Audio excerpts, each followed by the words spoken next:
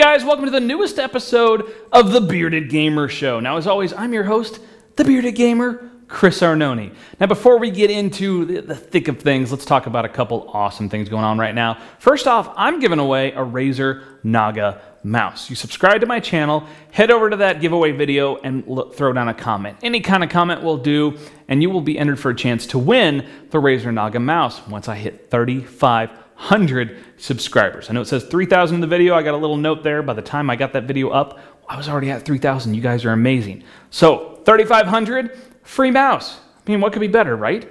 Well, there's one thing that could be better. You're going to be in Kansas City this weekend? Guess what? I'm going to be at Motaku. It's one of the most awesome anime conventions on the planet. A couple of my good friends run it, and I am the director of the video games room, okay? We're going to have the Vintage Stock Retro Gaming Room and the Gamers Paradise Modern Gaming Room. I'm in charge of both of them, going to be running some awesome tournaments. Oh yeah, and I'm also going to be recording not one, but 2 episodes from Motaku. So you want to come meet the Bearded Gamer? You want to be on the Bearded Gamer Show, okay? My plan is there's going to be all kinds of cool new stuff to talk about coming out of Gamescom. I've already seen some cool stuff, okay? Going to discuss it and get some fan feedback. So if you want to be on camera and you want to give people your thoughts on those cool announcements from Gamescom, come out to Motaku. Buy a ticket one day, the whole weekend. It's a really cool show. All kinds of cool stuff to see and lots of awesome games in the video game room. I tell you what, the gaming rooms are worth the price of admission alone, let alone all the cool anime stuff. So the Holiday Inn right near the sports complexes this weekend, Friday, Saturday, Sunday, motaku.org, okay? Check it out, be there. I'll be there. It's a good time. Let's get in that good news, bad news.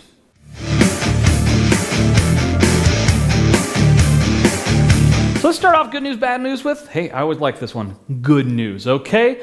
Black Ops 2, Call of Duty Black Ops 2 is going to be featuring both live streaming and shoutcasting on all platforms straight from the game. Now, this is the first game of its kind to do this, especially on console. I mean, that's kind of mind-blowing, really, to where anybody can go and shoutcast a match and anyone can live stream straight from their PC, console, whatever. It's built in, and that's just amazing. To me, that's really sort of about a game embracing the future of gaming. And tell you what, the biggest property in gaming leading the way. That really says something. So hopefully some other games will be following this lead. Hopefully it'll be successful and we'll see a lot more games coming down the pipe with live streaming and shoutcasting built right in. Now, some bad news, some really disappointing news. I've been very much looking forward to PlayStation All-Stars Battle Royale. Now, for those of you unfamiliar, it's basically the idea of Smash Brothers, but with Sony characters and some other third-party characters being drawn in, like, you know, BioShock's Big Daddy. It looks really cool. It has now been delayed from October to November. They're saying at this point November 20th. All right, I have all these awesome plans for live streaming. Matt Ashbaugh, who I do all my cool live streaming stuff with, he's a huge Super Smash Brothers fan. He's awesome at it. So I was really looking forward to getting him in on it, and we're going to do some live streaming. Well, now we've got to wait an extra month. November. Okay. Some good news, though, all right? I like good news. Okay, Capcom has announced Remember Me. Now, they announced this just sort of pre-Gamescom. Now, what it looks like to me is this sort of like Born Identity meets Deus Ex Human Revolution meets Mirror's Edge. Now, just kind of picture that in your mind. There's a little picture. You can kind of see it. It's this futuristic thing where this woman has had her memory erased, and she's trying to find these memories. But it's got this whole cyberpunk thing to it. It's just, it looks awesome. Now, let's hope that Capcom doesn't ruin it with, you know, online passes and DLC that's on the disc and all the other terrible things they like to do. Stop it. Give us awesome games. We will pay you money for them. It's that simple. Really, it's that easy, okay? Some good news. More good news. Okay, XCOM Enemy Unknown gets multiplayer. But here's the thing. That shouldn't be news. Here's the real news. For one, people were surprised by this. And two, those same people are pissed off about it. It's 2012. It's a strategy game from Firaxis. Yeah, it's going to have multiplayer. That's what you do. I mean, the last time we had an XCOM strategy game, it was like the end of the 80s, the early 90s. The internet was kind of not a thing. So yeah, there wasn't multiplayer in it. Now there is, but look at Civ 5. They've done multiplayer really well. They did it, you know, for several Civs back. It's Firaxis. Trust them. They make great strategy games. This is going to be really cool.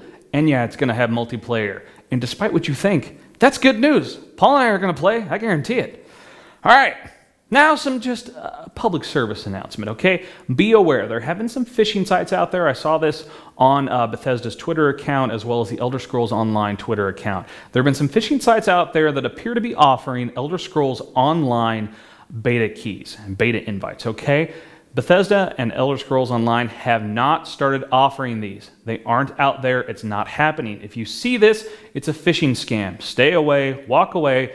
You know, subscribe to the right people on Twitter and you'll know when the betas are coming. It's very simple. It's the place to be, okay? Facebook too. It's all good. Your social networking has a purpose. Don't shy away from it. Follow me on Twitter, like me on Facebook, all that cool stuff. I will keep you in the loop. It's good times. All right, that does it for the news. Let's get into one of my great controller confessionals.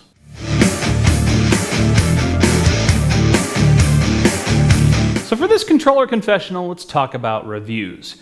Now, there have been many reviews that beleaguer the current review system with gaming journalism. They attack the scoring systems, they attack the journalists themselves, they just rip them a new one. And for the most part, I kind of agree with a lot of this. The whole scoring system can be really arbitrary, can be really difficult. It seems most games sit in this, 7 to 9.5 area, and nothing goes lower or higher for the most part. Now, if you've read my reviews that I used to do, I had like a 3.5. I've gone all over the place depending on the game. But there's an issue in general. Now, I'm about to say something very unpopular. I'm just going to put that out there right now, so get your britches ready. Here it comes, all right? Part of the problem is some really twisted expectations, okay? Now, I don't understand why people get so mad about review scores. There's a game coming, you're excited about it, the reviews come out. Sometimes they come out before the game launches because the publisher will send out advanced review copies. And then people get up in arms. What do you mean you didn't give the game this score or that score? It's obviously this, right? I've never played the game, but obviously I know more than you do. Okay, whoa, hey. Now, some specific examples, because I know you want them. Why I don't give rants without facts to back them up. First, let's talk Darksiders 2. The game just came out, okay? Just came out. I mean, as of right now, it came out today. That's when I'm filming. It's Tuesday. Darksiders 2 came out. First round of reviews. Let's talk IGN. IGN, biggest video gaming website on the planet. That's why I'm going with them. Okay. I was looking on N4G, and of course, their review is way up there, as it usually is, and they gave it a 7.5. And there are people just so upset saying, no, this is at least a 7.5. It's probably a 9. I was expecting a few 10s out of this. Why are you expecting anything? The game's not out yet. I don't understand this. Okay, some other examples. Let's talk about Skyrim, okay? When highly anticipated games like Skyrim come out, people will go bonkers if the game doesn't score like a 9 or higher. I mean, one website comes out and gives it an 8, and people just lose their minds. Obviously, this person is crazy. This person is stupid. This person has never played an Elder Scrolls game. All these excuses, instead of simply saying, it's that guy's opinion. That guy's well-informed, written many reviews, played many games, opinion.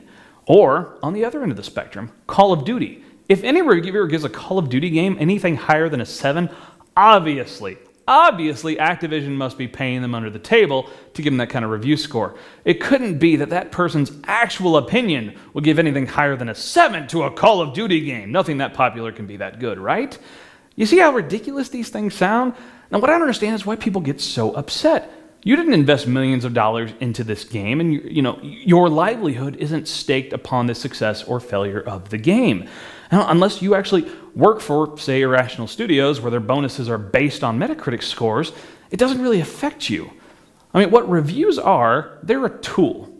They're there to help you to inform video game buyers before they go out and purchase. You may be anticipating a game, and then it comes out that most people are saying it's like a 4 or a 5. You go, oh, it's really not that good of a game. The video game journalism industry has helped you not waste your money on this game. Or if a game comes out and it gets a bunch of 9s, well, that pretty much reinforces, yeah, this is a great game. This is something you should invest your time in. What the real strategy is don't get these huge, crazy expectations going. Be excited about the games you want to be excited about. Don't suddenly be downtrodden because 1 or 2 reviewers don't give it exactly the score you think it should have before you've even gotten to play it. But really the best strategy is find a reviewer you tend to agree with, okay? And this goes with anything, with book reviews, with movie reviews. There are some reviewers you tend to agree with more and some that you don't. Once you found that one you do agree with more, follow what they say, what they write. And granted, that reviewer may not review every game, but if you follow them on Twitter or some other social network, you probably get an idea for what they think of most of the games out there. Okay, so it's really find who you trust. And here's the thing, reviews, we're not telling you that you're stupid because you think differently than us. Okay? We're not telling you that you're wrong. So why are you paying us that kind of insult by telling us that we're stupid and we're wrong when we're just trying to help you make better buying decisions?